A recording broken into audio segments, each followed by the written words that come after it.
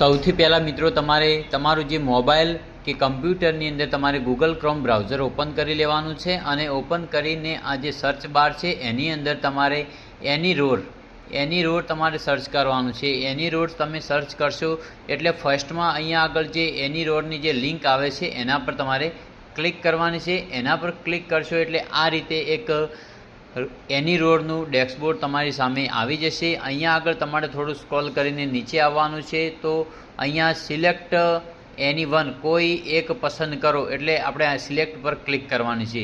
જો મિત્રો અહીંયા તમે તમારા સર્વે નંબર પરથી તમે તમારી વિગત અહીંયા જોવા માગો છો તો સર્વે નંબર સિલેક્ટ કરી શકો છો, અથવા તો તમે જે 8નો ઉતારો છે એટલે કે ખાતા નંબર છે એનાથી તમે જો જમીનની ચકાસણી કરવા માગો છો તો તમે 8ની વિગત પર ક્લિક કરી શકો છો। અહીંયા હું 7ની વિગત પર ક્લિક કરું છું એટલે 7ની વિગત પર ક્લિક કર્યા પછી અહીંયા ડિસ્ટ્રિક્ટ એટલે કે જિલ્લો, તમારો જિલ્લો પસંદ કરવાનો છે જે તે તમારો જિલ્લો છે। અને જિલ્લો પસંદ કર્યા પછી મિત્રો તમારો તાલુકો પસંદ કરવાનો છે અને તાલુકો પસંદ કર્યા પછી તમારું જે ગામ વિલેજ એટલે કે ગામ જે તે તમારું ગામ છે એ ગામ તમારે અહીંયા આગળ સિલેક્ટ કરી લેવાનું છે। અને ગામ સિલેક્ટ કર્યા પછી મિત્રો સર્વે બ્લોક નંબર સર્વે નંબર જે તમારા જમીનનો જે સર્વે નંબર છે જે સર્વે નંબરથી તમે તમારી અહીંયા આગળ જે તે ડિટેલ છે એ અહીંયા જોવા માગો છો, તમારું નામ એ સર્વે નંબરની અંદર દાખલ થયું કે નહીં કઈ રીતે તમે અહીંયા ચેક કરશો તો અહીંયા પસંદ કરો એના પર તમારે ક્લિક કરવાની છે અને જે તમારો સર્વે નંબર છે એ સર્વે નંબર તમારે અહીંયા આગળ સિલેક્ટ કરવાનો છે। અને સર્વે નંબર સિલેક્ટ કર્યા પછી આ જે કેપ્ચર કોડ આપેલો છે એ કેપ્ચર કોડ આ બોક્સની અંદર તમારે ટાઈપ કરી લેવાનો છે અને કેપ્ચર કોડ ટાઈપ કર્યા પછી ગેટ રેકોર્ડ ડિટેલ પર તમારે ક્લિક કરવાની છે। એના પર તમે જેવી ક્લિક કરશો એટલે અહીંયા આગળ તમારી જે તે ડિટેલ છે એ તમારી અહીંયા આગળ શો થઈ જશે। મિત્રો તમારો અહીંયા આગળ જિલ્લો, તાલુકો, ગામ, સર્વે નંબર અહીંયા શો થશે।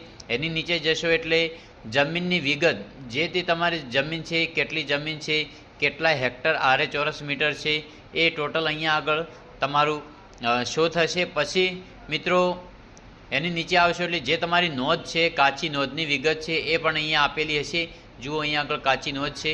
પછી એની નીચે જશો એટલે ખાતેદારની વિગતોની અંદર તમારો ખાતા નંબર અહીંયા આગળ શો થશે।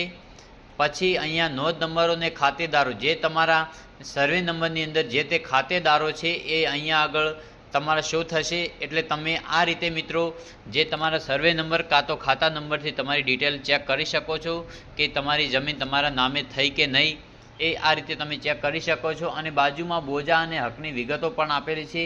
અહીંયા આગળ તમારા જે હકપત્ર પણ આપેલા છે એ તમે પણ ડાઉનલોડ કરી શકો છો। એને કઈ રીતે ડાઉનલોડ કરવા, સર્વે નંબર 7, 8, 12ના જે ઉતારા છે કઈ રીતે ડાઉનલોડ કરવા એ આપણે બીજા વિડીયોમાં જોઈશું। તો મિત્રો વિડીયોમાં આટલું જ કે કઈ રીતે તમારી જમીન તમે એની ચકાસણી કરી શકો છો કે તમારા નામે થઈ કે નહીં। તો મિત્રો વિડીયોમાં આટલું જ। જો વિડીયો પસંદ આવ્યો હોય તો વિડીયોમાં લાઇક કરો અને ચેનલને સબસ્ક્રાઈબ કરો જેથી અમે જે નવા વિડીયો આવા બનાવીએ એ તમારા સુધી સૌથી પહેલાં પહોંચે।